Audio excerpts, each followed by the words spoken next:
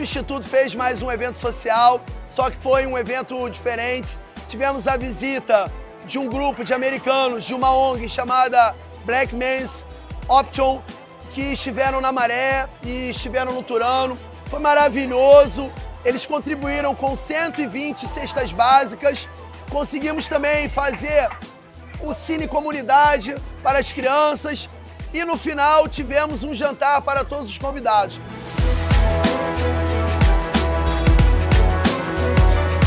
So today was a wonderful day. It's a privilege to be able to be in a position to give back. And as we travel, we see things and we want to do something. And this was a perfect opportunity today to give back to a community and be a part of this community in Brazil. Oh, today was a very wonderful day. It was a life-changing experience. I got to see exactly what Rodrigo does. He has a very great project. I think it's very inspirational. To me, he's a hero.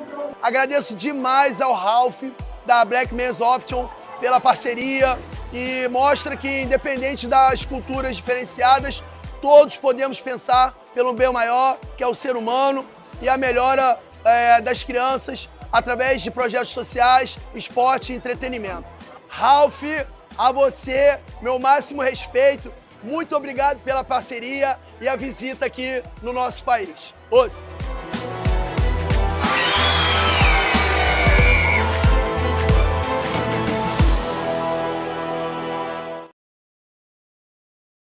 Like I said, the terminology that you created, the Matrix.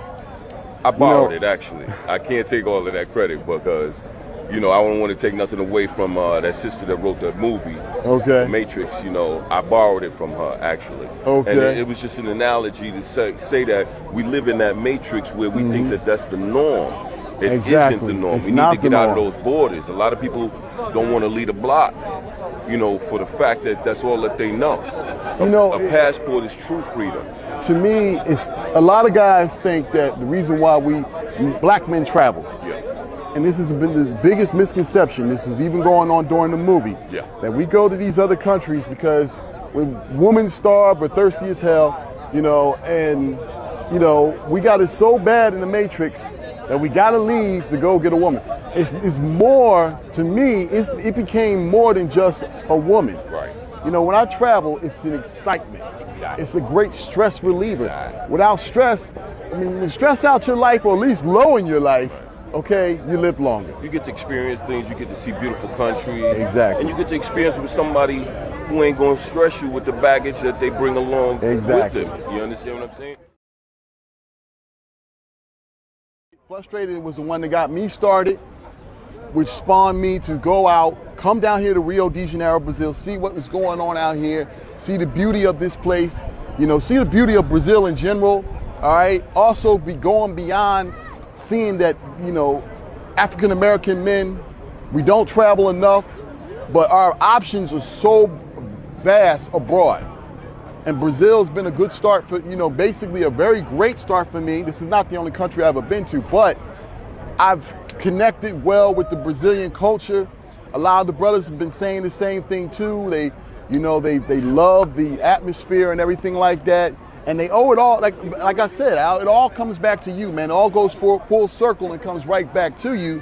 Because if it wasn't for your movie, a lot of us would probably, myself would probably be on the fence.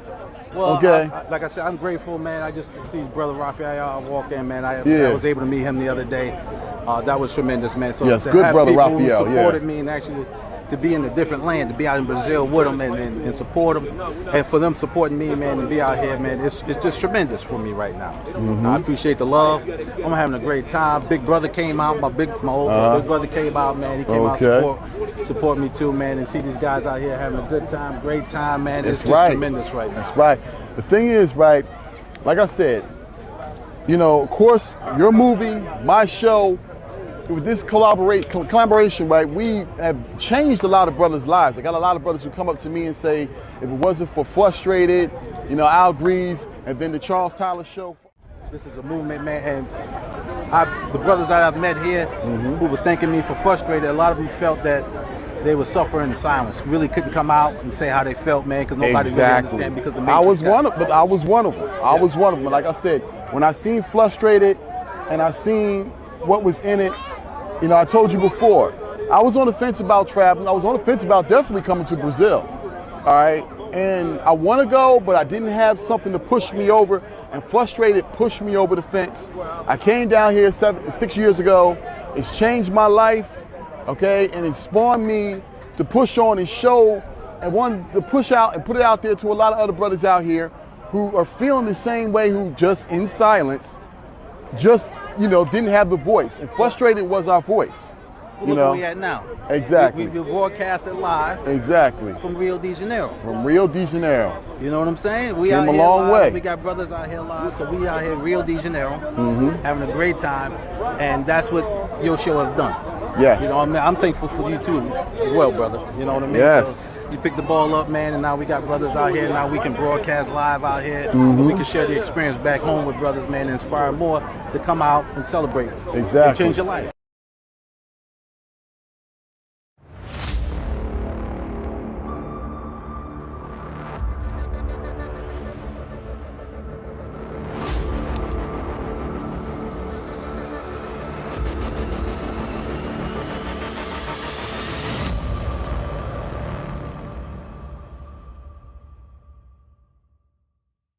Welcome to BMO Radio with your host, Eric Spencer, president of the Black Man's Option.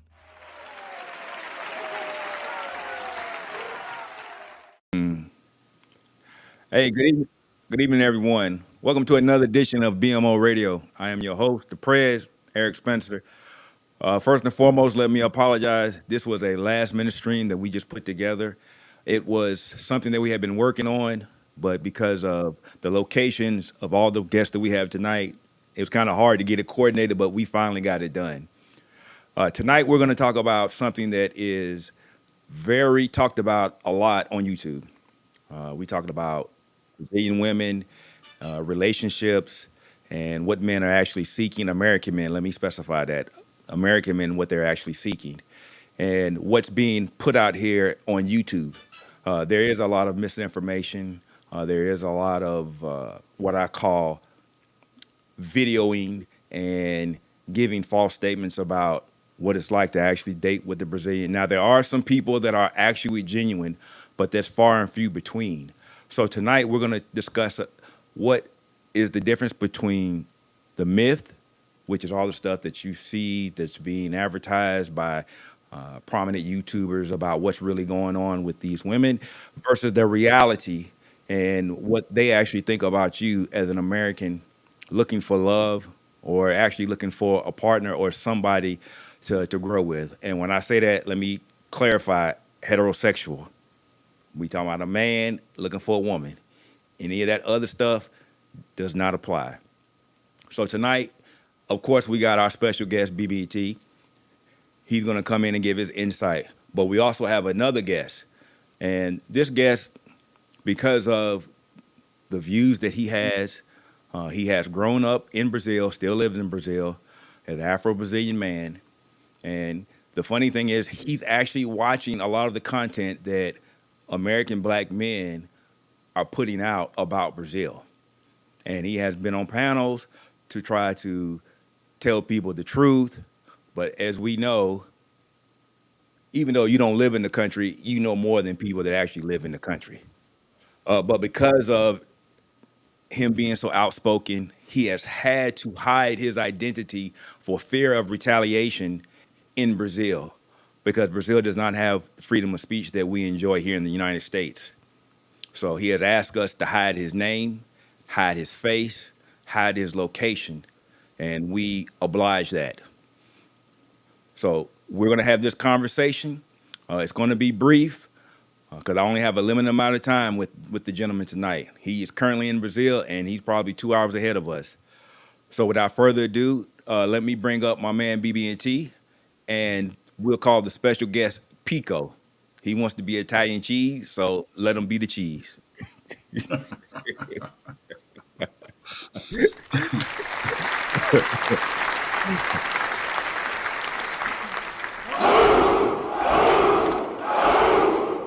Hey, Marcus, I told you, man, I'll make it short and sweet, man.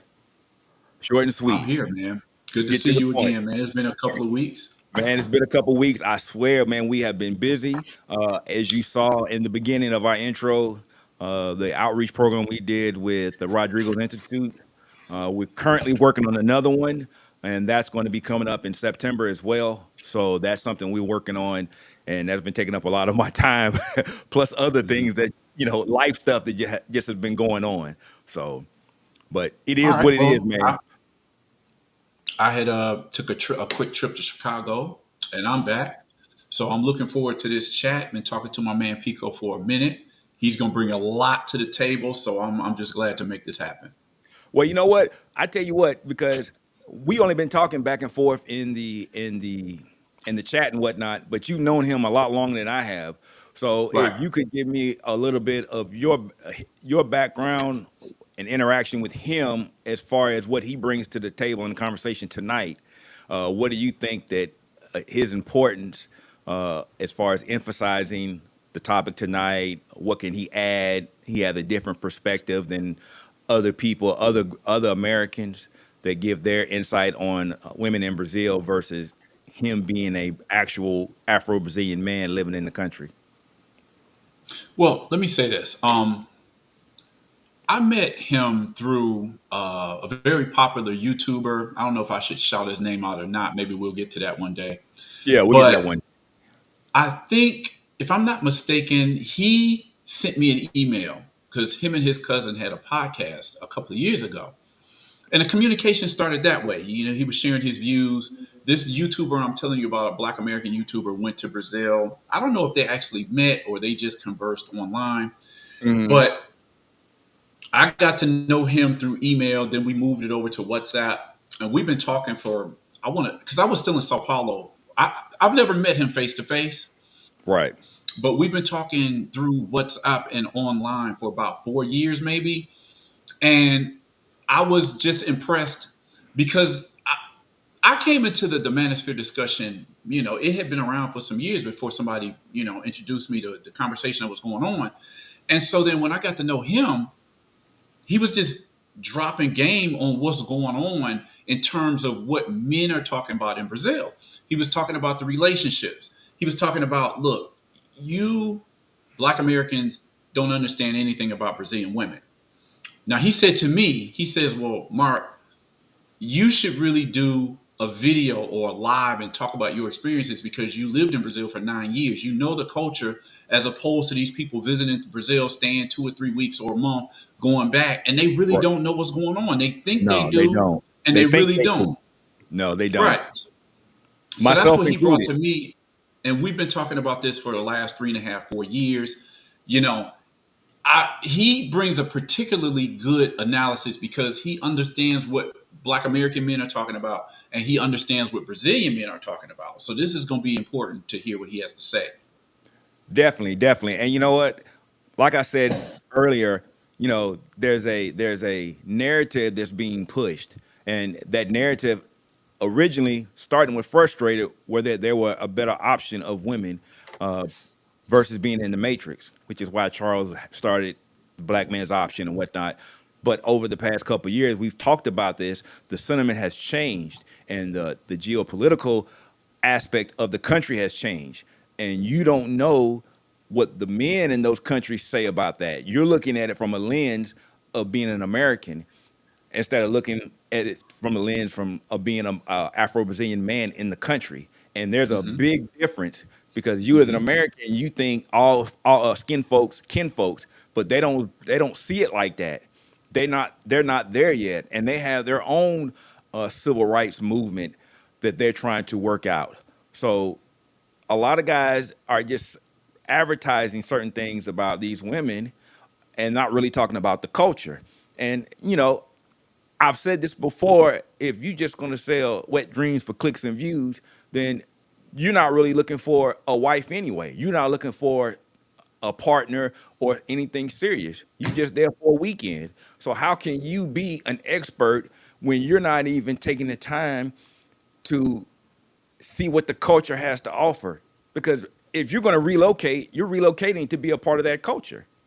And if you just Mm-hmm. showing up for a weekend for a fling, then you don't need to be advertising as a know-it-all about something. Then you when you only working with or exploring women of leisure. There's a big Right. difference if you want a relationship with a woman in another country, and that is what uh, the Black male tribal movement frustrated and predicated on. So it has morphed into something else, and tonight we want to talk about it because there's a lot of guys that put out this stuff. They want to put out things like uh, what I like to call the equivalent to snakes on a plane. They want to put hoes on a boat. They still living in the 1990s. They still want to be video people, and they're portraying these women in a way. But you're not talking about the real issues. You, as a Black American man, going to Brazil to find an Afro-Brazilian woman, you need to know what you're in for. And we think because they have the same complexion for the connection that we gonna get the affection, but that's not necessarily the case, especially now. So Okay. we're not complaining. This is an observation and a conversation because we're saying not all, but we want to put genuine information out so men, African American men, don't get bamboozled and hoodwinked when they go to this country thinking it's one way and it's not. We just want to give you truth. So without further ado, we're gonna bring on my man Pico. Pico, welcome to the show, man. Hold on there we go. What's up, fellas? Good evening Hey, for everyone. what's going on, Pico? Everything's fine. Thank you, Eric Hey, man. and Marcus, for inviting me. Yeah, Mm-hmm. yeah. But definitely, you definitely gonna have to give us a little bit of background because I don't know if I did you justice, but I tried to cover up as much stuff as I can because we gotta hide your identity, we gotta hide your name. I would distort your voice, but I don't have that capability. It's fine. I think you gave a fair assessment. Yes. Although I'm not hiding myself because of some conversations with the black guys on YouTube sector. Is more about Brazilian thing. If someone in Brazil take what I'm saying here and try to click this and making me looking bad, this might have some repercussion for me professionally. So I don't want anything related to Mm-hmm. this.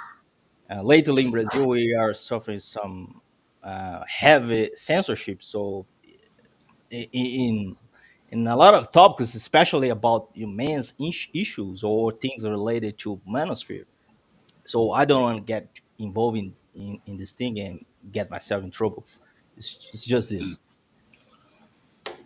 Well, we definitely understand that, and we're definitely going to protect your anonymity. We're not going to do anything to jeopardize your livelihood or your career. So, I but thank you could you? for this.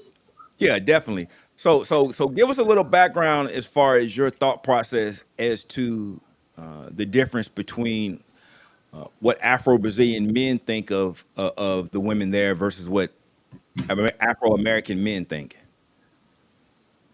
Wow, you I went mean, hard. just make it real quick. It doesn't have to be, detailed. We'll get into that, but I just want to give guys um, an understanding of why we're having this conversation tonight because this is not to talk bad about a particular group of women. This is let the people know that what you're being told online is not necessarily true, and we want to just give you truth and facts, and based on somebody that is actually living there, is from there, and what a lot of men that can't stay there because of the censorship that's going on and other agendas that are being pushed, contrary to what's being advertised on YouTube by prominent YouTubers. Yeah, yeah, yeah. Let's start this way. Okay. There's a lot to unpack. Maybe we won't have the chance to get into this everything today, Okay. but our intention, and I think you guys is the same. We're not here to throw shots at anyone, even women or the black No. sector or black basketball bros. we're just here to have a conversation, to may elaborate some thoughts, bring on different perspectives, and me and myself as a native, I can give you more insights about what's really going on when you actually live here. So I can give you more, let's say, let me explain a little bit how the Brazilian women are, not just the image that he portrayed, but how they act, they normally behave.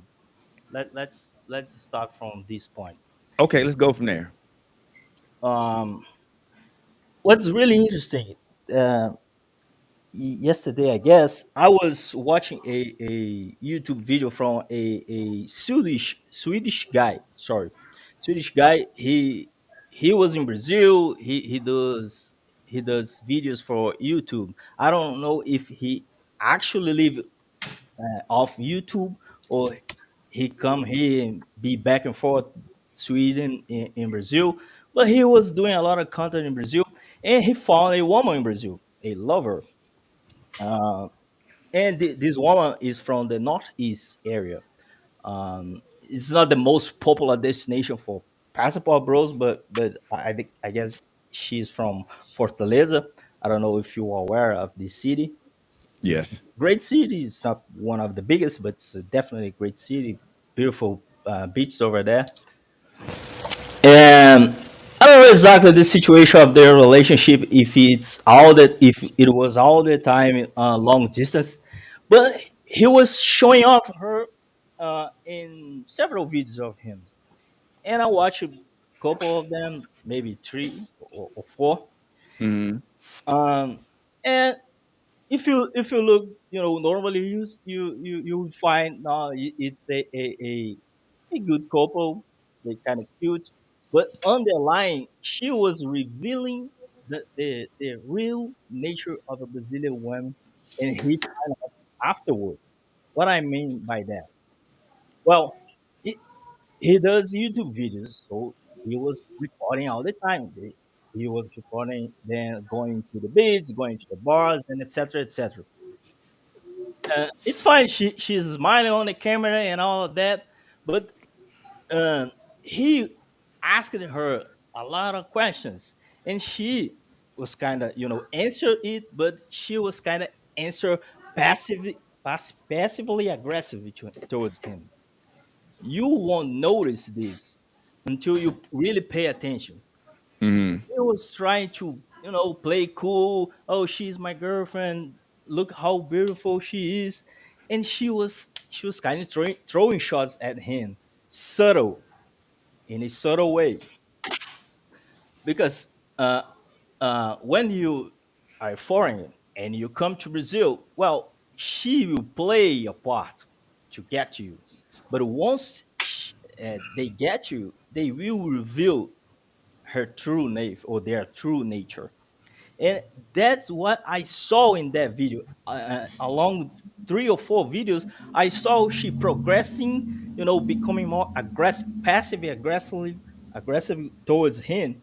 And Hmm. in the 50th video, he announced that they break up. They broke up.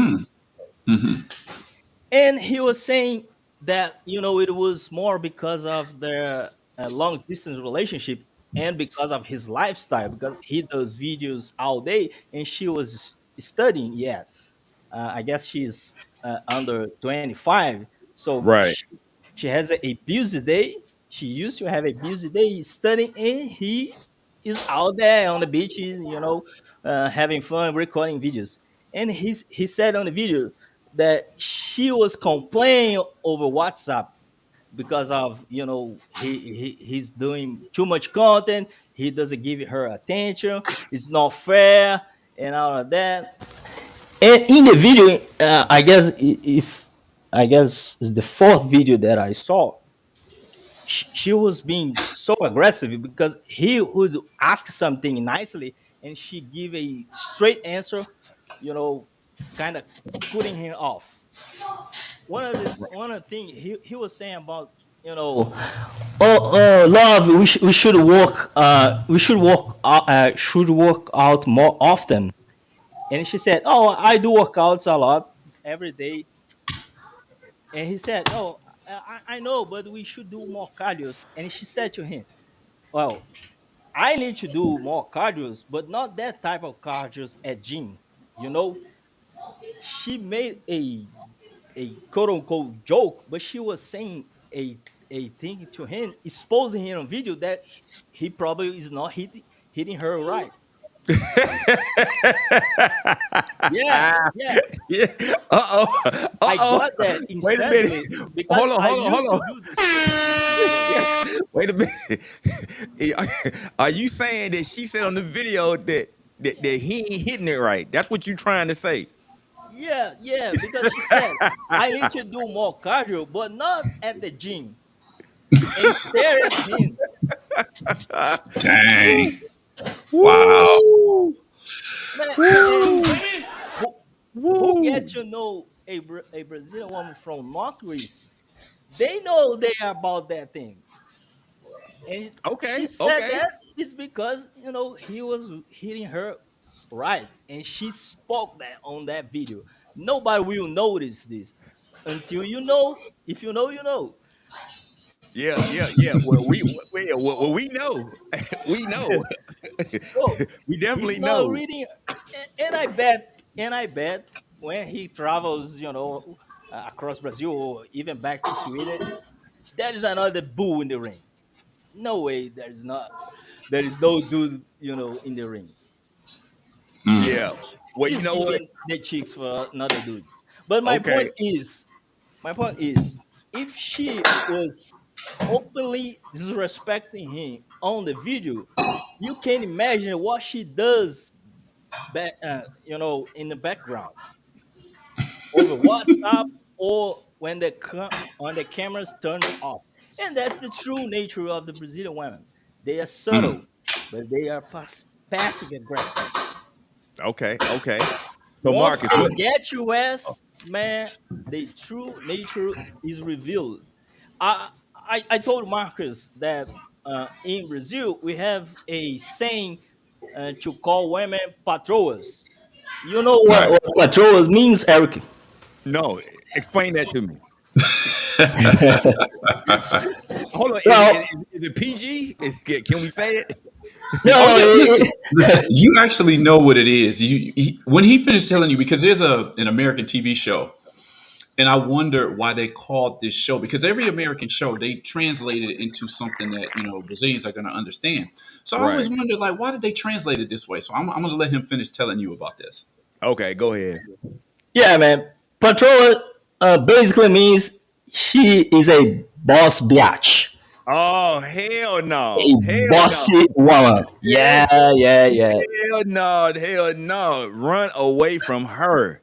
That Oh we man, already but this is the culture. We have several songs calling women patroas.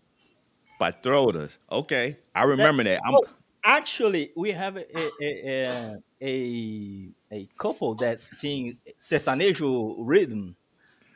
It's very popular in Brazil, uh-huh. and it's a group of a couple women singers, Mm-hmm. and they are called the patroas. The bosses. Okay. Well, I mean, everybody can be a boss in their right mind. I mean, but But this actually means they are the head of the household. oh, okay. Okay. So You have the right to say one thing. Yes, man. no, no, yeah. Yeah, see, uh That's the so culture, man. well, yeah, now the culture wasn't like that before. Yeah, you yeah, you were right. You're right. Okay. So this phenomenon has come about, would you say, in the last couple of years? Well, let's say it was not that popular before, but it was not something invented by the singers or some TV show. Actually, the baby boomer generation started to call their women patroas, and then things started to growing up, and now we are on this. mess. Okay. So Pico, this is what I wanted to ask you since you already dove into the topic. Yeah, go ahead. Where do you think this came from? Because if we go back to the 1960s and 70s and the 80s, you spoke a little bit about your family. Yeah. I don't know if you can, I definitely want to hear you talk about that if you feel at a disposition to Oh, talk about okay. it. But I want to know where you think that comes from. Do you think that's something that developed there? Do you think that was an influence that they saw through American films and television shows? Do you think about like the women's movement? Where do you think that came from? Yeah. Before I get more deep into that, let me say you said about the TV show, and Hmm. I guess I already told you that Tisha Arnold, that Hmm. crazy Oh on the man. street. Well, if I see that woman on the street, I'm gonna hug her because she's my mother. She's basically my mother. So she's Get the out. Brazilian Florida Evans. That's what you're trying to say. She's basically my mother. The Okay. the Tisha Arnold's, everybody hates Chris character. She's embodied the patroa type, the Brazilian woman type. My mom, she's actually my mom. Mm. That type of behavior, it's very common. Uh, Even the first Brazilian woman president, Dilma Rousseff. I don't know if Hmm. you guys are aware of her, but she is a boss biatch. Behavior of Brazilian woman being a boss woman. Nobody can say Uh-huh. shit for her. Hot-headed, you know, attitude, entitlement. That's exactly what Brazilian women behave after they got your ass, after they got a relationship, after they got um, engagement, after they married. Mm. Mm. Okay. Okay. Okay, Eric, let me fill in something else that I Go just ahead. wanted to Go bring ahead. this in. What I'm saying is, remember when I was telling you in the first few episodes that we did a live. My introduction to Brazil was the thing on the race topic, and me and Pico, we have talked about this over and over. We agree on some things, we disagree on some other things. But what Right. I'm saying is, this other discussion that's going on in terms of gender is something I wasn't really paying attention to. It kind of snuck up on me because at the time I'm like, okay, this is the feminist thing that's going on in Brazil. At that time, I didn't see it was a problem until I started delving further and looking at other sources. So, if you remember the TV show, Me, My Wife, and Kids, the Damon Wayans show, Yep. Yeah, I remember that. okay, in Portuguese, that's translated as Eu, minha patroa e as Yeah, crianças. It yeah, says, and I always wondered, why do they call it like that? If you literally translate, because they didn't translate it exactly as the title in English. And the English title is just Me, My Wife, and Kids. In Portuguese, it says Me, My Boss, and My Kids. yeah. That's how they Wow. translated it in Portuguese. And I'm like, why did they do it that way? Wow. And that's when Pico started introducing me, like, y'all don't really know how these women are. Y'all think they're, traditional and passive and all of this stuff. And it was like, this is not, y'all don't know nothing. Let us No, educate you on what it's really like. Continue with what you were saying, Pico.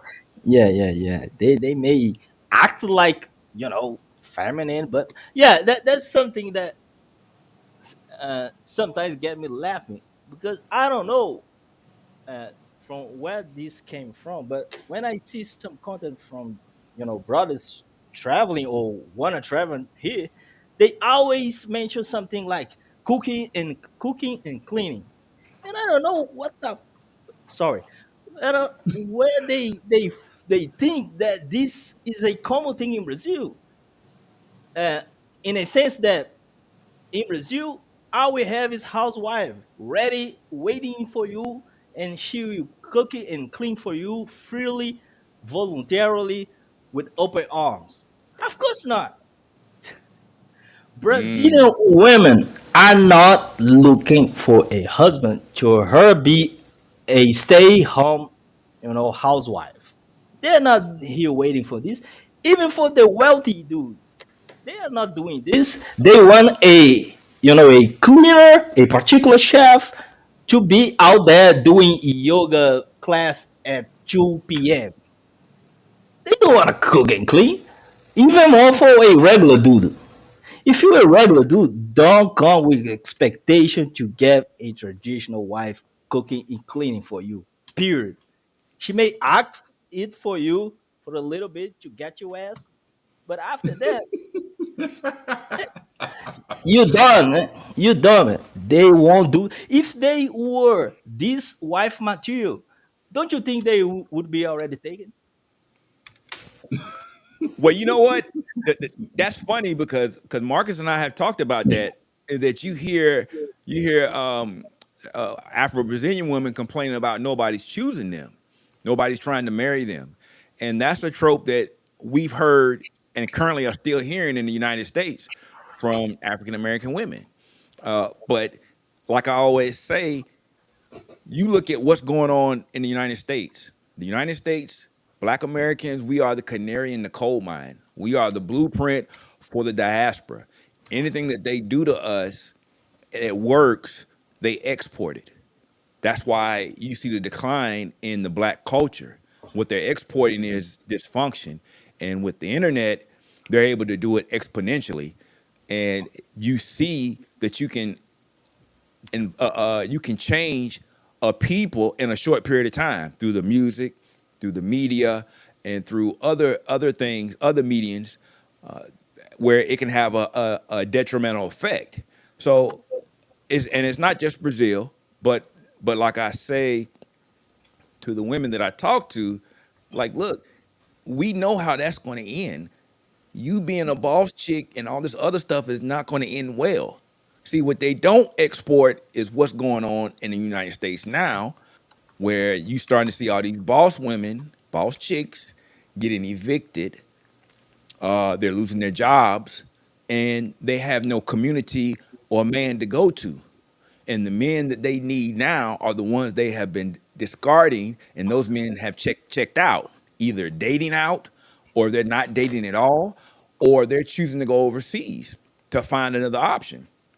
So that's just what it is. And I tell them, I said, when I hear Afro-Brazilian women talking about Afro-Brazilian men are oppressing them, I'm like, you haven't been through any type of civil rights movement for Black men to have any type of power to be oppressed. Why do you have this attitude now?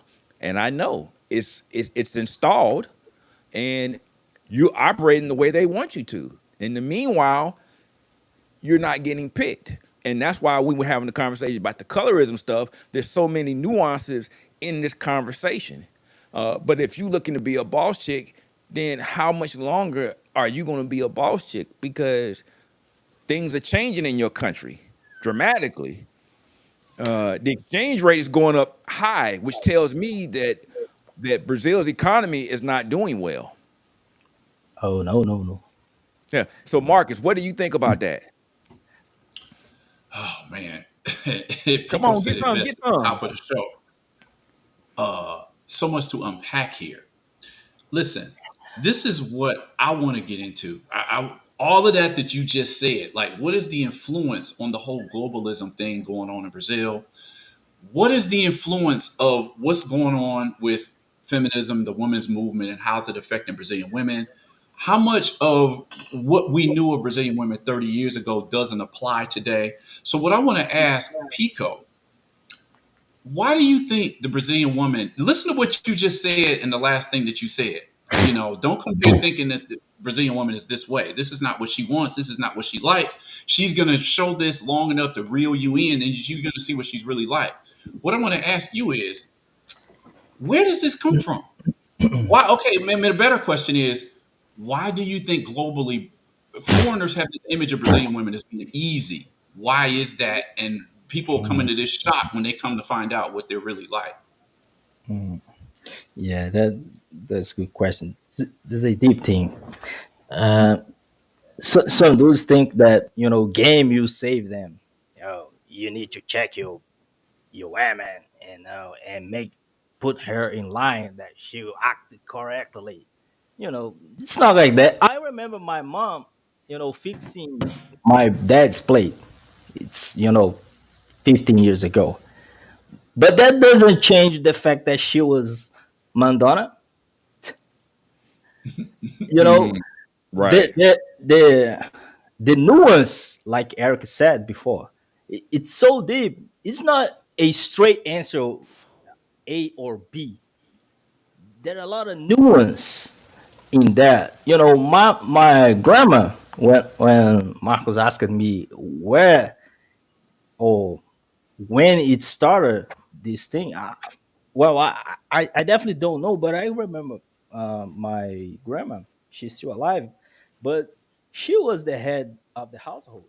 My grandpa was just a pawn in the house, and they were from the countryside. A small village, 2K people. Mm. They were, straight up, raised on the countryside values. The man supposed to do shit X and women supposed to do Y, right? They were from that place. But my grandma, she run the family. Until today, the women command that side of my family Mm. because they embody that personality of my grandma, and not just the personality. I think, um well, okay, we can't argue because they are black, so they had to be, strong and upfront about some things. They take charge. But my grandpa never left the family, so why my grandma was the head of the household? Okay, we can say it's fair enough to say about my aunts and my mother, because they are 8 kids, two men, and the rest is women. uh Five women, they or never get married or split. just Always. one just one of them, was successful to maintain the integrity of the household. She's married to a black man, raised on a traditional way too. But guess what? She is the head of the household too. Yeah, that mirrors. Oh, go ahead, Marcus. Go ahead, Marcus. Okay, let me ask you something. When you are describing this type that runs the household, would you say this applies to Brazilian women across the board? Are you speaking specifically on black women, white women, mestizos, indigenous women? How would you say, is there any racial dynamic to that, or do you think this applies to all of them?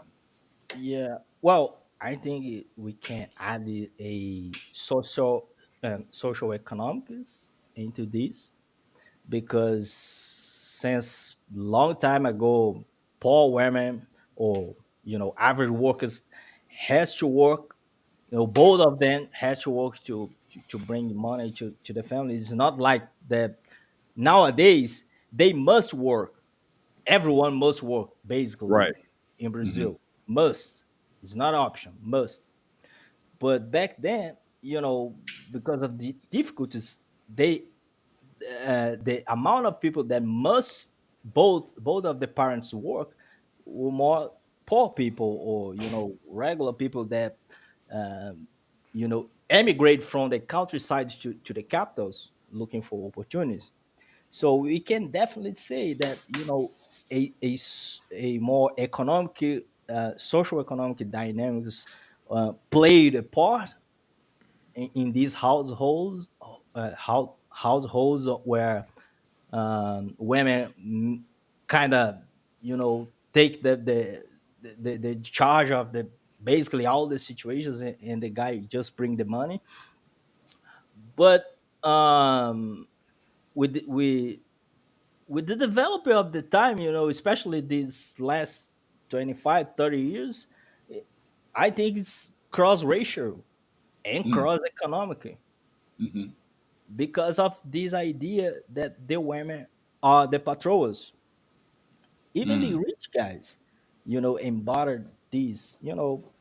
I have the fortune to be able to dwell, in a diversity of the environments, or low income level, or a little bit more high on income. I never been at elite, but I know people with some very good money, and I I can say for sure that it's not 100% that the guys are the head of the household. So back then, that when was the time of my grandma, I think it was out of necessity. It was more something related to the poor people, but this was developing, and now it's cross, cross racial, cross economically, is something that basically embody Brazilian culture. Well, we see on social media, uh, tragic people trying to, bring back the patriarchy type of shit, but it's done, man. We are so far gone of this that there is no coming back. If in Brazil we have a real patriarchy, it was back then when Brazil still was an empire. Right. After, Yeah. Brazil became a republic, I don't think so. If you read, old books, if you read stories of that Machado de Assis told on his books, you don't see that, type of strong patriarchy. So I don't think Brazil has that deep rooted patriarchy society since the beginning.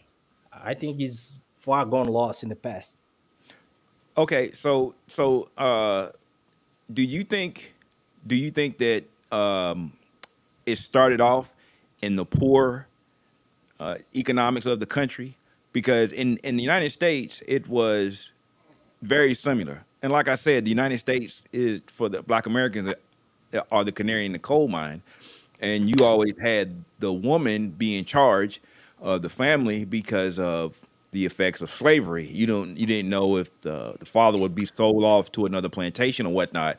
So what they did is, by default, Big Mama was born. She was the one to keep the family together and whatnot. And traditionally, that has been the case. The woman has been the person to hold the family together, whereas the male has been the provider and the protector, but he was kept illiterate.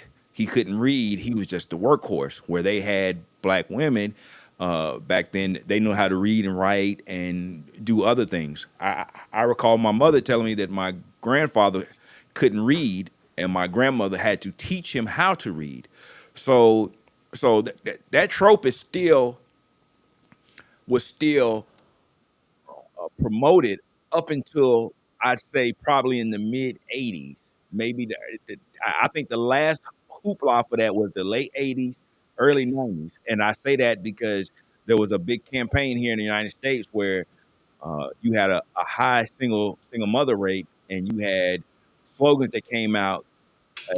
Me and my child are a package deal. So they were still forcing men to be stepfathers in these situations, and black men obliged wholeheartedly. They accepted that role. So to me, it's the same. It's the same sentiment now, where you got. We just want you for your money and your resources, and they want to make everything transactional. That's where we're in 2024. So if Brazil has changed that much, I would say that it was because it was it was a a agenda that was designed to affect us and to break us up, the black nuclear family, and they see that it's worked by falsely elevating the woman above the man, and now you have quote unquote boss chicks. But as I said before, as the economy changes, so does the sentiment, because now you have a movement called pick me's, and yeah, pick me's, because the writing's on the wall. Pick me's.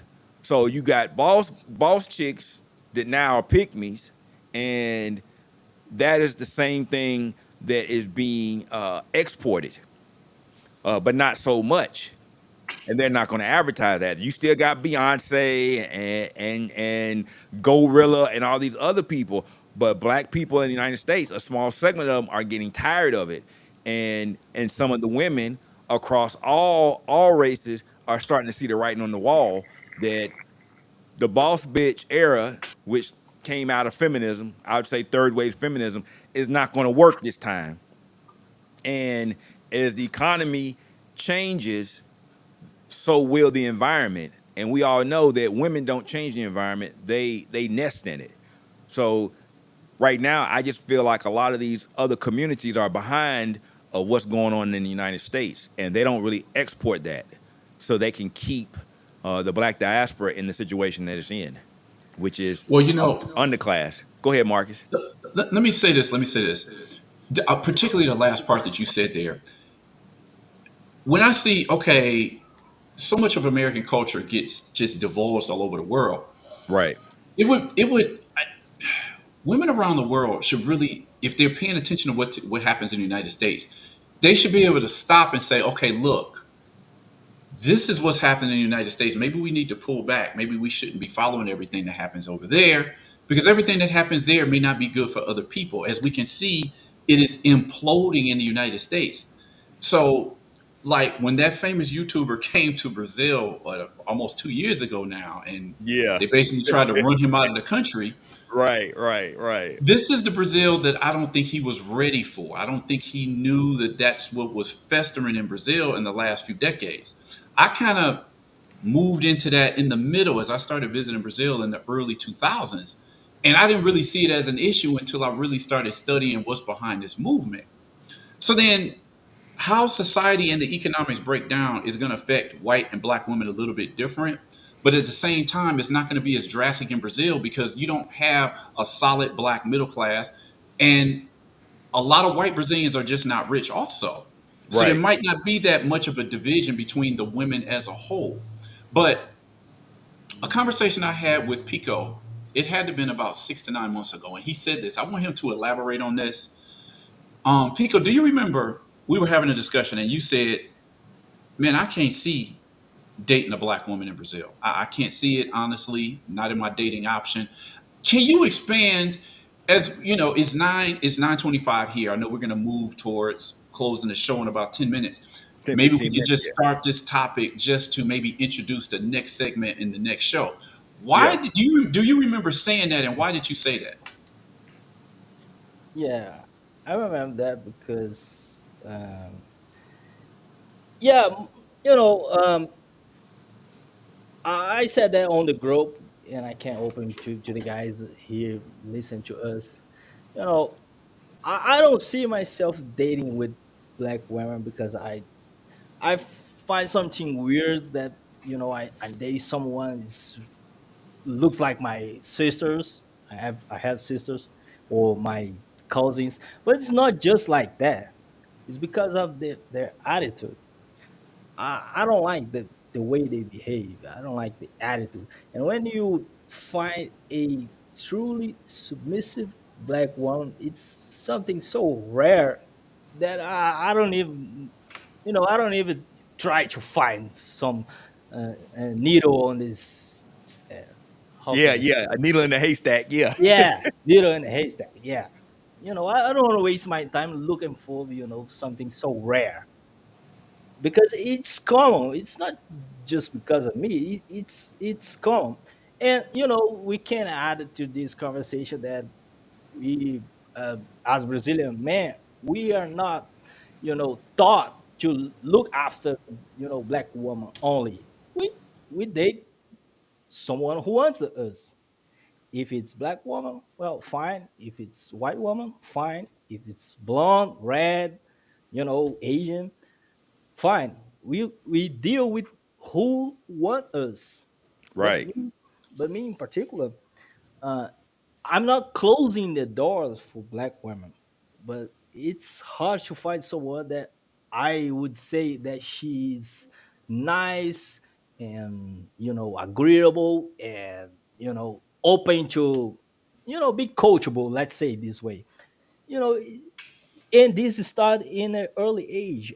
I have cousins and younger coaches, I see what they speak, and obviously I won't date them, but I see when they what they speak. I see the way they treat their boyfriends, and I say to myself, I'll never deal with this shit. I'll never deal with. I'll never deal with someone that act like my cousin or my mother or my sister. I'm telling, real talk. I'm exposing my family here, but just to give you a proper example that I see the way they behave, and I don't want to deal with this. Uh, I told Marx, and I think I sent him a image of her. I was talking about with this black chick, and she was let's say she's cool in the level of attractiveness. I found her attractive enough to deal with her, but she's kind of crazy. Let's say this: she's kind of crazy. One day she talks something to you, another day she changed her mind. And let me say an example. We were just having a conversation, and I said to her that, well, we should meet. I met her through online dating. Uh, and I said to her, "Oh, we should meet in person." Um, I don't do dinner dates. I said up front that I don't want to do dinner date, but I would send her. I would go with her to a coffee date or something else. And and Yeah, that ain't Here that we ain't gonna go. get it. and That she ain't said, gonna get it. and she said to me, "No, no, no. I like to cook. I can cook for you." For you, Oh, really? I'm like, "Yeah, yeah, I can cook for you." And I asked her what was her favorite dish, what we would make, and I said, "Whoa, that's fine. I'll buy the things. I'll buy the wine, and tomorrow we were gonna do this." And she said, "Oh, wait. No, it's not like that. I can cook for you, but not the first time. You need first to take me out, to do that, and then I can cook for you." Man, she was. Mm-mm-mm. Yep. The milk's gone bad. Yeah, buddy. That's definitely a Well, phenomenon that has if, got exported. if she was a true lady, I would not mind. But she's not a true lady. She smoke weed every day. You know, Smoke weed? yeah, Oh she hell smoke no. a lot of weed, dude. God damn. Oh hell no. Gotta go, gotta go. okay. Okay. Yeah, Hold it. Wait. she has a Hey, lot of videos, twerking and shit. Man, come on, come on. Gotta go, gotta go. If she was a true lady, I don't mind. If you are a true lady, I don't mind you wine and dine, but not, don't play dumb. Pecorino.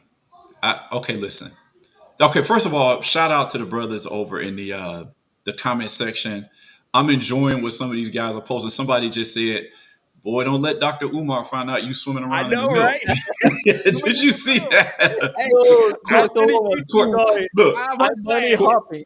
I'm bunny hopping. Sorry. it said that is Cortez. He says Umar's going to hunt you down, brother. So listen, I'm cracking I up. gotta go. But Gotta run. here's my question.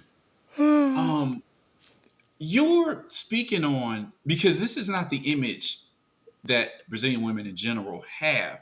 And No. you're narrowing this down and you're saying this about black Brazilian women. It's almost, I'm sure anybody who knows what we're talking about, what you just described is what black American men are saying about black American women. I mean, you've listened to enough manosphere content coming from the United States. How can we explain that? Where is this coming from? Because Black American men are flocking to Brazil because they believe that Black American men or Black American women are too mannish, they're too aggressive, they're unfeminine, they're masculine, the boss attitude. And they don't want to deal with that. So they want to go to places like Brazil where they can find a woman who they can mesh with more. What you just described, are you saying that in general that applies to Black Brazilian women as a whole, or are you just saying here and there? As a whole, man. Like I said, it's a needle in a haystack to find a true. I'm saying true, not someone who is acting up. A true, genuine, feminine, Brazilian woman, Mm, Black Brazilian woman, a Brazilian women in general. But let's say Black woman. It's Okay. really, it's really difficult. And if you find, oh, you probably gonna, delete the dude because she's already taken. mm. So okay, so do you think that these women uh are more interested in being a what we call a side chick versus being in a traditional relationship versus uh, the Oh cash and man, prizes they get for being a side chick and still being able to be in their boss bitch status, or they much rather be in the traditional wives. Because the reason why I say that is what Marcus said before, is that the narrative started off that black men were looking for better options, and we all went through the motion to get our passports and to leave. But like we said, and I've been going to Brazil since 2017, and I can tell you there is a dramatic change in the culture within the last three some odd years. And it didn't happen like gradually. It was like it happened like overnight. Like somebody snapped their fingers and turned the switch on, and it was like, yo, this is not what it is. And I've talked to local Brazilian guys, Afro-Brazilian guys, and some of them say they won't even date a woman in Rio, let alone some of the other bigger cities. They said if you're looking for a genuine woman, you better off being in a smaller town out on the definitely. outskirts of the city. So these guys that are flocking to Rio and São Paulo, some of these other places, you're just not going to get that. And the local men are telling us that, like, yo, if you, I mean, and the women too. One thing about that, when old women tell you, like, yo, if you want you a wife, you need to go up this way, because those older women, they know. They And know, I've had women tell us, like, hey, you need to go to Minas Gerais, you need to man. go up to Man, single Brasilia. motherhood is something that is rising in Brazil like crazy, particularly in the black community. That's why they are, so crazy about, legalize that thing to babies. I wanna say they are trying to push this hard because single motherhoods, they think that is growing fast, and the wreck of the households too. So there is no marriage standing here, new marriage longer than 2 years. So it's a Wow. mess. I It's a saw that. mess. It's a mess. I saw that. I saw that. The divorce rates in Brazil are just off the chain. It really showed during the pandemic when people were forced to stay home. They couldn't go to work. They couldn't go to stores. As a Right. couple, they had to stay home under the same roof, and they come to find out, like, I don't They really don't. like you. That being forced to stay indoors with their partners, it led to a lot of divorces during that whole COVID scare. Mm, Yeah. okay. But now we're out of COVID. So what's the excuse? Or is it a trend that just never stopped? It's like, you know what? Um, I'm Wow, strong and independent. I don't need no man. they found the excuse. COVID was the excuse. Now the door is open, the gates are open, so there is no Mm. coming back. The COVID was just the excuse they needed to. You know what? I don't need to stay here. I can do bad by myself, or I can do regular by myself. So it no. Let me put the situation. If you are an American guy coming to Brazil, and maybe you make 30K year, 40, 60. Well, in Brazil, that would mean that you're gonna be making, six figures. But Right. six figures in Brazil, man, you don't. This is not a type of money that put a woman in check to really obey you. It's not that type of money, man. To a woman to acting up to really be, how can I say, behaving correctly with you, you're gonna bring her to take her to some vacations in Europe twice a year. And if you can do this with for 40 or 50K, you are able to live good in Brazil. Don't mistake me. You're gonna live better than the most average Brazilian. You're gonna be living above them. You won't be needing to work your ass, 9 to 5, and be paid like shit. But you're not rich, and definitely a young woman won't be, acting, family to you if you don't take her to, serious vacation. Serious vacation. I'm not saying to take her to the beach and, buy some cheese and Heineken and shit. Now, these women want Jeez, to go to Europe. yeah, These women want to go to Europe. They want yeah, to go to Thailand, exotic place like Thailand, yeah, Santorini, Greece, Ibiza, Spain, uh, yeah, Bahamas, yeah, Cancun. They want to yeah. go to this place. They don't want to go to, Bahia, Salvador. Nah, this is the bare minimum. Go to Salvador on the weekend.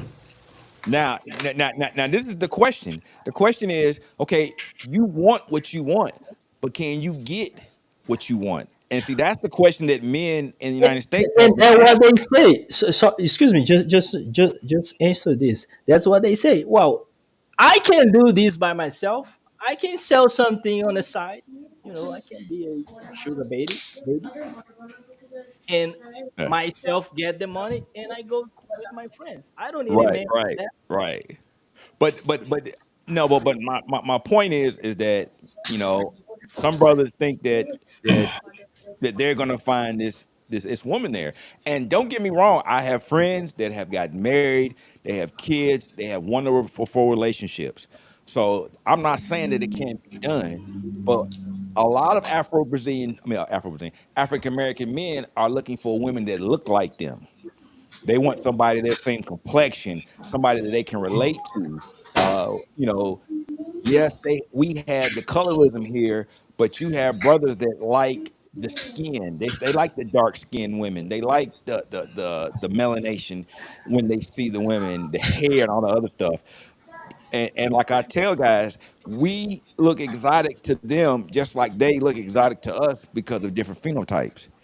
So for us, we see them and we think because we have melanin that we should get together. But some of these women don't think like that. And as Pico is saying, he's telling you that that's not the case. And yeah, we know it all takes money. We understand that. But you out here wanting something that you don't qualify for. See, right now there is no Kevin Samuels in Brazil because of the current suppression of freedom of speech. But the same thing applies. And I tell brothers, I say, don't go down there with these rose-colored glasses thinking everything's going to be okay, because it's not. If you're looking for a serious partner, you don't need to be going to Rio. You need to be going to the exterior. You need to be going to smaller areas or whatnot, Yeah. and you still need to be able to speak the language fluently because you Yep. need to be able to get to be part of the culture. And most dudes don't do that, and a lot of dudes don't advertise that. So I know that that's not what you're really promoting, which is why I say what I said here. I said I want to talk to somebody that gives a genuine opinion about what it is like to date a Afro-Brazilian woman, because we all, for the most part, we all want Afro-Brazilian women.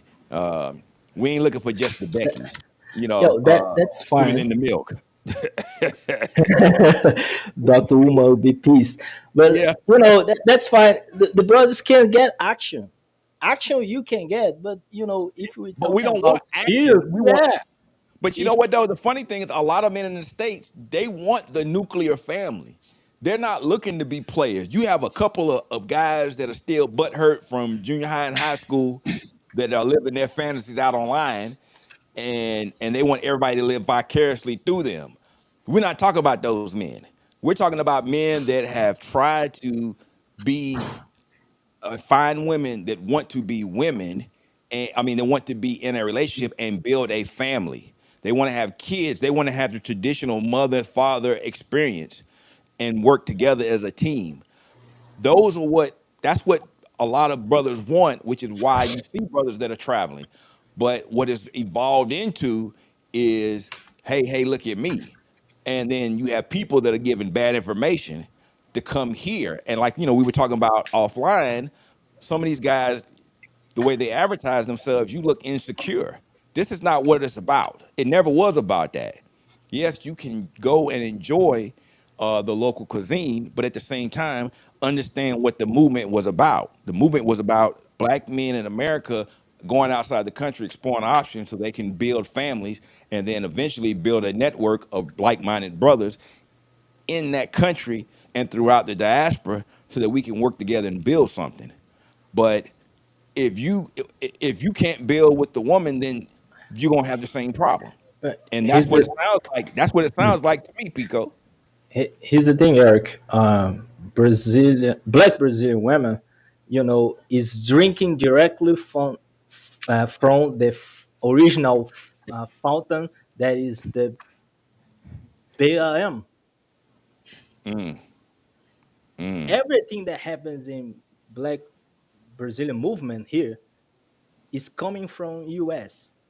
So, the problems that you guys have over there is getting traction here. It's already here, but it's getting traction. Yeah, and see over No. here, the traction is slipping. Go ahead, Marcus. Well, let me just say this. Eric, you said about 10 minutes ago, you said you started traveling to Brazil in 2017, Yep. and you see this profound change that's happened like in a quick period, like in 3 years. Um, I started really hanging out a lot in Sao Paulo around 2010, really 2008, 2010, then 2012. I moved there. And as I said, I wasn't looking at, as I've said in previous episodes, the whole left thing is all tied together between the black movement, LGBT, and feminism. It's all looped together. Right. Yep. And at the time, I just thought, okay, that's the way it is. I didn't think it was a problem. But when I became aware of some of the stuff that's being talked about in the manosphere, and I thought about my travels to Sao Paulo between 2010 and 2012, 10 and 12, I'm saying, I started seeing this attitude because I rolled with a lot of black women who were in feminist circles at that time. And I just remember just some of the, aggressiveness that I saw. I always tell this story. There was this one particular woman that I knew. I mean, she was gorgeous. She was tall. She was brown skinned. I mean, everybody liked her. And there was a guy that I knew then. And I says, man, how come ain't nobody wifed her up yet? He was like, man, ain't nobody going to date her. That girl's crazy. At the time, I didn't know what he was talking about.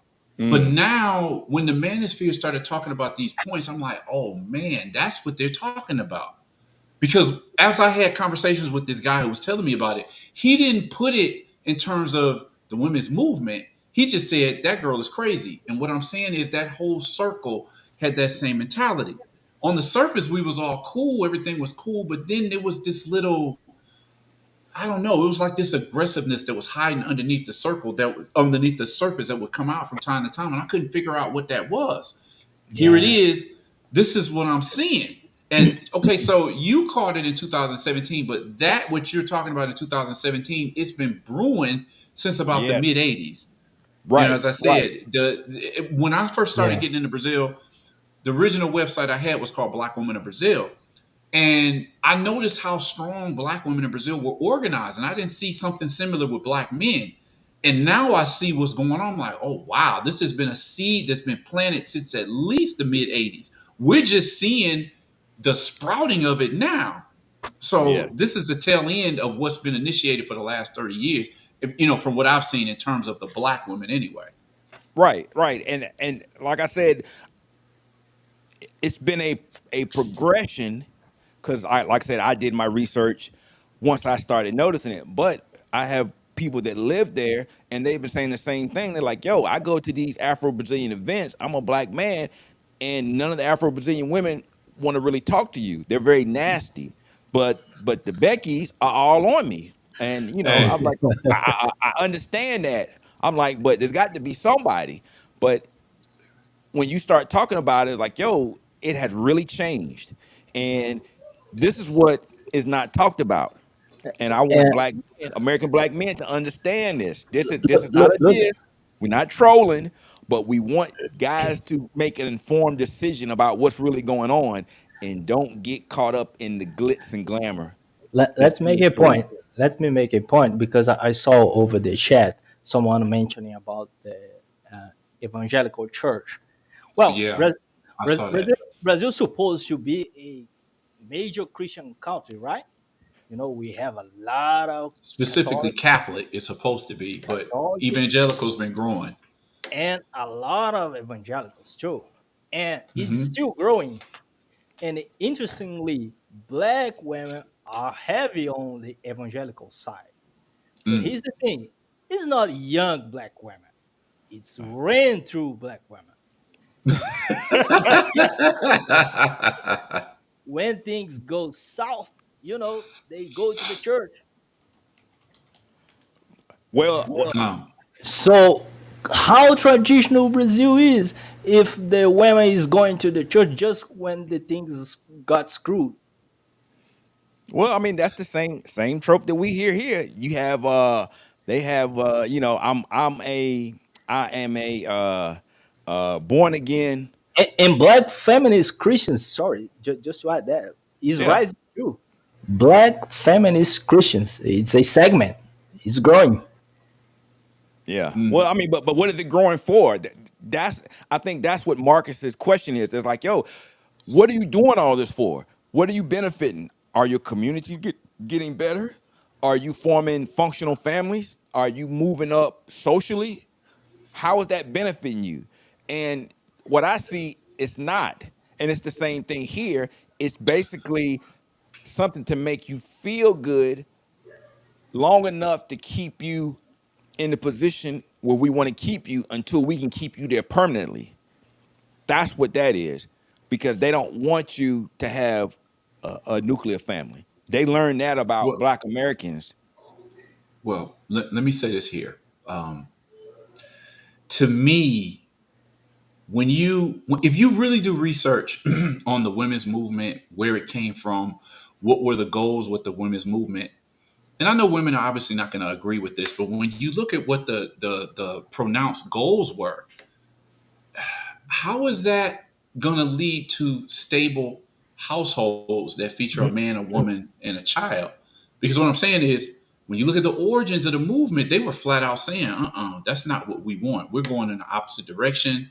Right. And so to me, when I look at all of these movements mixed up into one, to me, it's kind of like the death knell for the black community in Brazil, because black Brazilians have already been brought up to appreciate and want to have whiteness. So if you've already not had something that says, look, black people need to get together, black men, black women need to get together. If you weren't raised like that from the beginning, you're already starting at a disadvantage. So then you throw in this other element of these other movements that's coming in. To me, that's kind of like the death knell. Because if you get there, just like what you were just saying, black American men, and I'm going to be doing a show on this real soon. A lot of black men are like, I tried to approach some black American women. They just not giving me a play. And there's other people that's talking about that. So if that splinter is there and they're looking like, I don't want this black guy, it's already there. To Right. me, what's going to go with the quote unquote empowerment, that's going to drive a further splinter and disconnect between black men and black women that already wasn't as strong to start with. Right. Definitely. Marcus, just give us about five more minutes. Okay. I wanted DJP to come on. He wanted to say a couple words. He been itching in the chat, so I'm gonna let DJP get off what he want to say. DJ, hey man, appreciate you coming on, man. What's happening, y'all? Can y'all hear me? Yeah, we can hear you, man. Go ahead. All right. Well, a lot of the stuff, that I want to say has already been said. And based on a lot of the rumblings that's been going on regarding Brazil and the women and the colorism, I mean, just like the rest of Latin America, most Brazilian women prefer white skin or as close to white as they can get. However, I will say this: if you're, it's a lot of women there. It's enough women there that are willing to rock with you if you got your shit together. That it doesn't really matter. There's so many women that are willing to rock with you if you got your stuff together. That it doesn't really matter. Yeah, Rio is changing, but I will pick Rio over any city in the United States 100 times out of 100. Well, I mean, yeah. I mean, we talking about the U.S. though. I mean, Right. But I get what you're saying. I get what you're saying. But yeah, I have experienced the aggressiveness, the aloofness that I remember in particular when I first went to Salvador in 2021. You know, I'm all hyped up, you know what I'm saying? I'm hearing good things about Salvador, so I'm going there. I got my expectations. And I remember my first day there, my first night, I went to the Baja shopping mall, and I'm walking through the mall, and it was this sexy black girl walking with this tight orange dress on. And she saw me. She was walking with a couple other people. She saw me, and her eyes got real big. So, and so I stopped, like I'm ready to holler at the girl. I'm like, "What's up?" But she just kept walking. I'm like, "What the hell is going on?" And it happened quite a bit throughout my first trip to in Salvador. It wasn't as friendly as what I expected.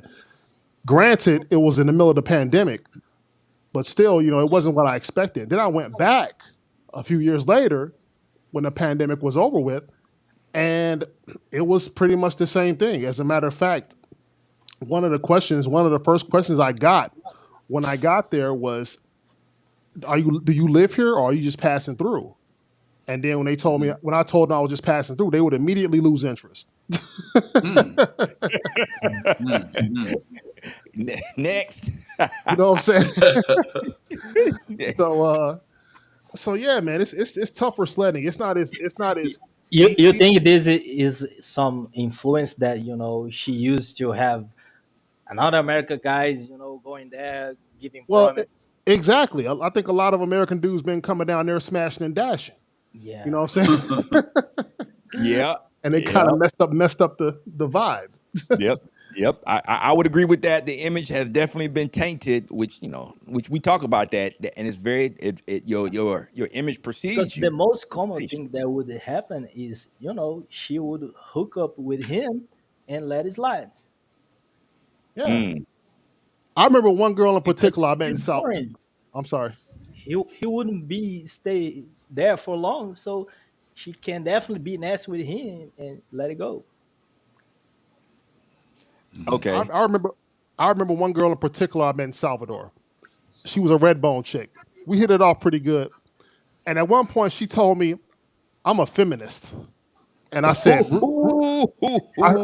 I said, "Really?" She said, "Yeah, I'm a feminist and a communist." I'm like, "Oh shit." Right. I said, this is definitely gonna be a one and done situation. One and done. Man, I would have got up right then and there and say, "Yo, I'm done with you. It's over. The date's over." I've had that. I've had that happen to me. Oh, you a feminist? Okay. Well, since you a feminist, then you got to pay for your food, your Uber, your drinks and stuff. Oh, she hurry up and stop being a feminist real quick. Right. Yeah. Yeah, man. Hold on. Marcus Vinicus B. Hey man, if you got a way that we can get in contact with you, BB&T would like to reach out to you, man, offline. If you could either contact him on his channel, or if you feel good, you can just drop it in the chat. I don't think nobody's going to spam you. Anybody going to send you any Nigerian Prince cash checks or whatnot. So, but if you could do that, man, I really appreciate it. But yeah, DJ, man. I mean, I told you before offline, and like I had with Marcus and with Pico, it's like, yo, I don't want brothers to go down there with rose-colored glasses thinking they're gonna get off the boat and just walk there, and they're just gonna find the woman of their dreams. They're gonna No. have to put some work in it, and for No. a long time, that has been the advertising. But it's refreshing to have Pico on to give his take on it because he's there and he's watching us talk about Brazil. So he has a different perspective that none of us really have because he is Brazilian. He lives there. Right. He does what he's doing, and I agree with you. I think there are some good women there, but most brothers, they just want layups. They want to get up off the boat or the plane, go from GIG to Copa, get out, and just show up and like, all right, where the Yeah. women at? That Yeah. and I'm that's sorry. what's being advertised versus what Marcus and Pico say, which is why I bring them up here because I want guys to say, okay, look, if I'm going to Brazil, I need to start at least learn a little bit of the language. And then if I'm seriously looking for a wife that I need to understand what I'm getting myself into, it's not going to be something different. Actually, I'm already battle tested because I'm coming from the States and I'm aware of what's going on. So I can act accordingly when I'm in this country. If I see something that gives me a red flag, I can just walk away. No harm, no foul. So I don't have to waste a lot of time. I tell you what, we're gonna have to end this stream because I only had a limited amount of time. Like I said, this was a last minute stream, but as we can see, man, we rolling. We got almost 80 some people in the chat. Please like, share, and subscribe to BB&T and to the Black Man's Option. And my man Dennis Jean Pierre. We're trying to get him to at least 20 some thousand. I don't know what you at now, but hey, you keep doing your thing. But we are going to continue this conversation because I think it needs to be had. And if we can get BB&T and I like saying that BB&T. I don't know why, but I like saying it. And Pico back up. And Dennis, hey man, we can work something out. Because you have an insight too that is very different from a lot of the people that are putting stuff out, and it's much appreciated. So if we could do that, we'll work something out. All right. All right. Sad DJ didn't like my accent, so No. I didn't say I didn't like it. I said it's funny. Your accent is funny as hell. come on, man. Hey. Well, I mean, come on, Pico. You calling yourself Italian cheese? So I mean, what you expect? Oh, I can give up my location, so I gotta go to Italy. Yeah. Well, all right. Well, I tell you what. I'm gonna give people some last final thoughts. Pico, you want to go first, and then I'm gonna drop you off.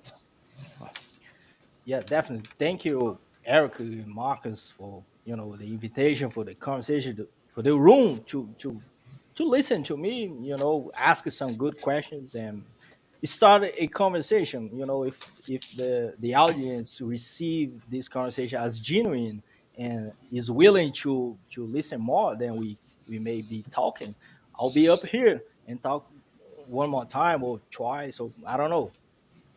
So for the first conversation, I think it was good. I think we delivered. There is a lot of things also to unpack, but let the audience decide. And if you guys want me on again, I'll be ready. Okay. All right, man. Hey, man, I appreciate you coming up, man.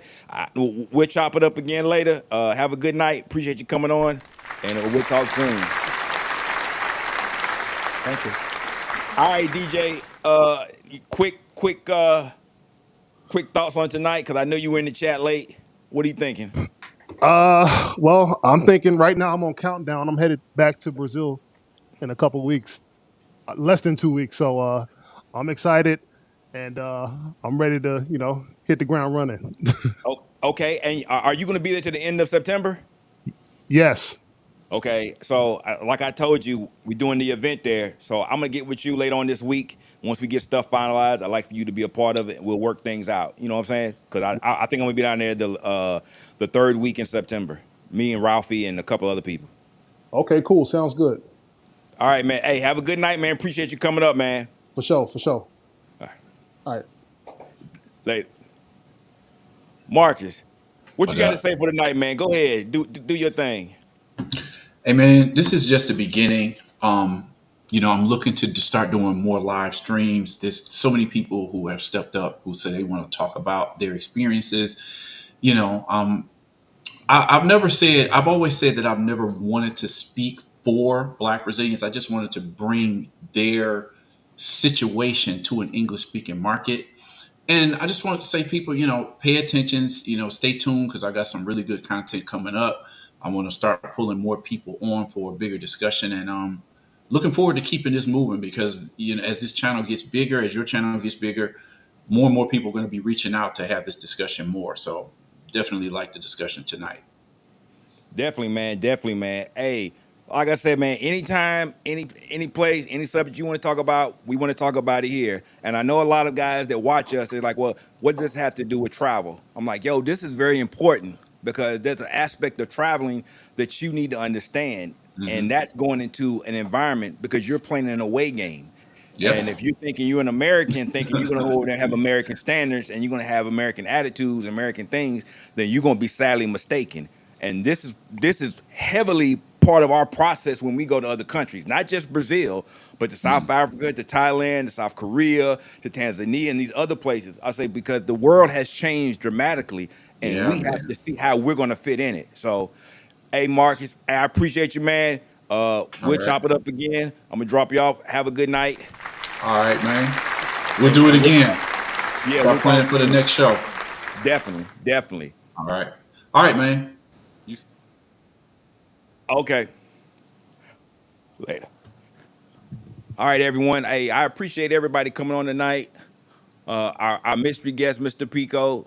I joke and kid about him wanting to keep his identity anonymous, but it is a serious issue for him and people of his ilk and his country, not being able to speak about issues that are pertaining to them and the life that they're having as an Afro-Brazilian man.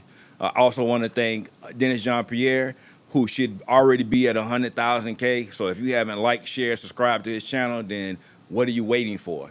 And last but not least, BB&T, Black Brazil Today, a plethora of information, a good brother, and somebody that I have utmost respect for because he has not only done the research, but he has the knowledge that he's willing to share, and he's serious about what he's doing. He's serious about his content. He's serious about having quality messages, and he's serious about giving people content, not that they want, that they need. So last but not least, I appreciate y'all coming here tonight. I know some of y'all could have been watching the Olympics, or you could have been doing something else, but you chose to spend your time here with us, and I really do appreciate it. We have been on a hiatus, had some stuff going on.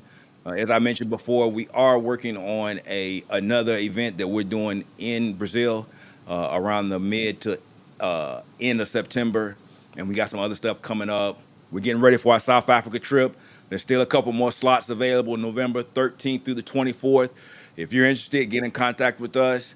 It's going to be life-changing, especially if you've never been to the continent. You are going to be taken back by what you see. And definitely, if you like them oxtails, bro, they got the best oxtails. They killing the States. So South Africa doing the damn thing. For sure. And last but not least, we are going to be back on a regular schedule, working with Grease. Grease going to be coming up. Grease is going to be coming up, doing some stuff. He's been in the lab per se, working on some stuff. But I spoke to him last week, and he's definitely ready to come back. And we're going to try to start doing a double show. I have some stuff that the Black Man's Option we're going to talk about. There's some things that are going on in the travel space, the community, that we want to have a discussion about. And I think it's time to have that because your image matters. If you don't think it does, then you're fooling yourself. And as a Black American man, you have the best time in the world in life to have a positive image where we can be more than what they export out us to be. For American Black passport, bro, South Africa is a way better option. Well, and let me put this disclaimer out to everybody in the chat. The Black Men's Options, we are not passport bros. We are Black men that are exploring our options. And we want to build a network of serious, like-minded expats that really want to do more than just chase women, because there's more to life than just chasing a woman. So if you want to be a passport bro, there's people, places, and apps that you can go and be a part of that. That's not what we're promoting over here. We're promoting a change in lifestyle and a real brotherhood. And we don't just talk about it, we are about it. We do it. We got receipts. Now, as far as getting in contact with us, you can reach out to us on this channel. We're on Instagram, TikTok, we're on X. Just look for the Black Man's Option and look for the medallion with Charles's face on it. You can get in contact with us at Gmail, blackmansoption@gmail.com. And we also have a website. You can contact us there. Man, I'm a little tongue-tied, but yeah, but that's what we're about, and that's what we're going to continue to promote. We want to promote the best of us, because as you can see from the conversation we had tonight, they're only promoting the worst of us. Yeah, definitely hit the link in the description box if you're looking for the links to our social media. Like I said, man, we small, but we mighty. Just know that. All right. With that being said, I appreciate everybody coming out. Watch out for us next week. We'll be back next Sunday night. And y'all have a good night. My man Jamel, take me out of here. Let me get on this plane so I can get the hell up out of here and get to South Africa.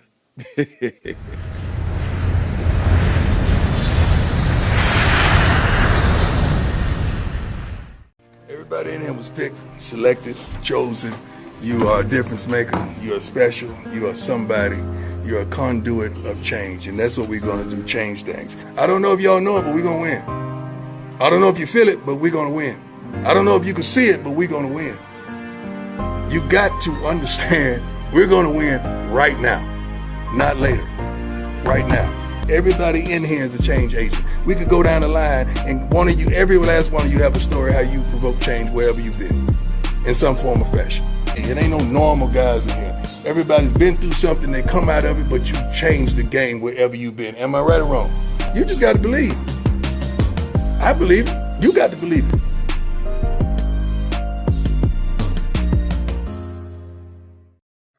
This is Charles Tyler over at the Black Man's Option. Remember, I showed you the door. Only you can walk through it. Let's see what the world is all about. Charles Tyler, sign off for the Black Man's Option. Check y'all later.